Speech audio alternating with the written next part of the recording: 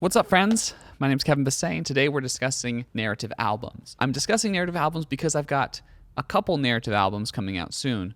Roots of Eclipse with my band that I'm in, Astral Tree, which should come out at the end of July, although don't quote me on that. We've had several delays, and I've thought things were coming out sooner than they were for a long time. But we're in literally mastering stage, making final little tweaks to make sure the volumes fit between songs. So it should work. And then Giovanni, which I'm in final stages as well, almost in the mastering stage with that album. So I thought, what better time to discuss how I've made narrative albums in the past and what narrative albums are. So first off, what is a narrative album? A narrative album is an album that follows one cohesive story. A good example of this is The Black Parade by My Chemical Romance, where there's one story that is supposed to fit the entire narrative. Although there's plenty of examples that seem little less straightforward. The origin of the narrative album would, of course, be the Beatles and the Beach Boys, where in popular music, I should say, because I know that there were others who were working on narrative albums before then. Operas could be considered narrative projects, because it's literally music telling a narrative with characters speaking different voicings. Rubber Soul and Pet Sounds may be a little harder to understand in terms of narrative. At least for myself, I have issue finding the story that spans the album. Although looking up the term narrative album, they say that those are narrative albums. I would say the first major narrative album that I see is Tommy by The Who. All of Coheed and Cambria's work has followed a narrative. I don't completely understand the distinction between narrative and rock opera. It seems that a rock opera is a narrative album in which different characters have different voices. If someone has more information on that, let me know. I feel like the genres blur, as, genres in music blur. That doesn't always make complete sense. As far as how I write a narrative album, I normally start with a song that I realize could fit in a more grandiose story. We'll use Maybe as an example because Giovanni, which is the other narrative album that I wrote lyrics for, is not yet out, so we'll talk about the story of Giovanni in a later video. As for now, let's talk about how I made Maybe. I started with the song Maybe It'll Work This Time, which is a song explaining someone's reaction to an interaction with a woman. So he talks to a woman, and then afterwards he's like, hey, maybe it'll work this time. It's cute. And I thought, hey, this is a cool song. It kind of feels like a musical, kind of feels like it's a scene out of a musical. He's describing what's in front of him. He's describing the world around him, and he's expressing his emotions in a way that to me feels like a musical. So I said, man, I want to develop just a whole story around this individual who's in this musical, right? This character.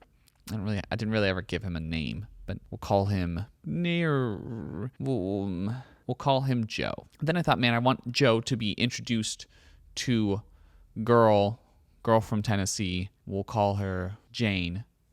I want Joe to be introduced to Jane by a third party. I want a friend to introduce them. So I started working on a song in which a friend introduces them.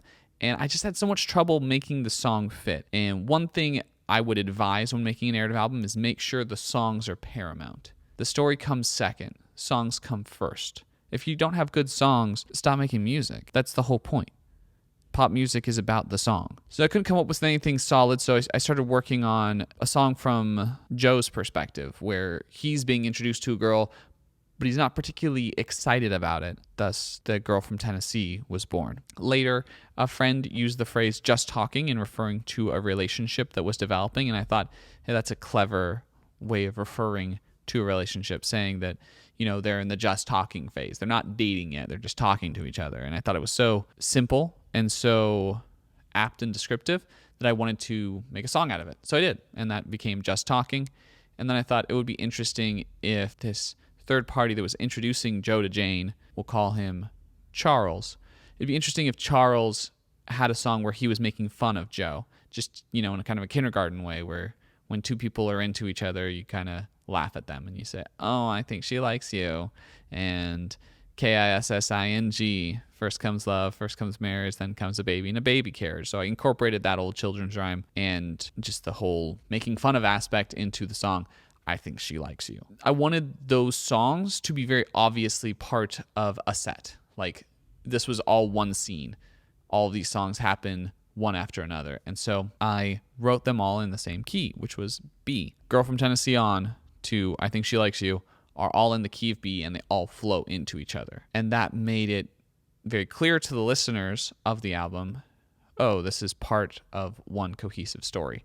In fact, I don't think I told anyone in any of my marketing or publicity, like, hey, this is a story album. Pay close attention to the story. I told people when I was talking to them, like, yeah, this is a story album, but I don't think I made any major announcements to that effect. They just realized it as they listened to the album, like, oh my gosh, there's a story here, because it was just so painfully obvious. Then I started to realize that songs I had previously wrote fit into this narrative, that I could make small lyrical changes or make no lyrical changes, and that they would fit. So I put We've Got Time as the start of the album as kind of an origin story for the narrator. Hey, here's what this guy looks like. Here's how you can relate to him. He is just a lovesick fool who is also, anorexic and suicidal. And then he gets saved by this force that tells him to keep on going. And he sings, We've Got Time to Figure This Out. That's We've Got Time in a nutshell. People say, that the force is God or the force is a person.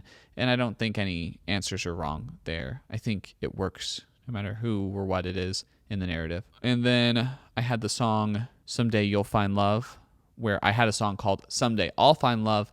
And I thought, oh man, this could be a good way to have Charles encourage Joe and introduce him to the idea of, I want to introduce you to a girl. And so I rewrote the lyrics for that a little bit, called it Someday You'll Find Love, and had him tell Joe about the girl from Tennessee. And it flowed really well. It, in my opinion, made the song better. It made the song more hopeful, a little less forlorn, and more interesting, in my opinion. And then I had the song Settle Home, which I had previously had the verse, which was, that I don't got a lot of money, I don't got a lot of cash, but I got this feeling we can make this last. Not a lot of things I can do, but I got a little diamond ring for you. And I said, well, let's roll that back and use that as kind of the ending song. And a friend of mine said, hey, Kevin, don't worry. Someday you're going to find a girl and settle home. And I said, oh, that's such a good line. That's such a good phrase, settle home. And so I put it into the chorus.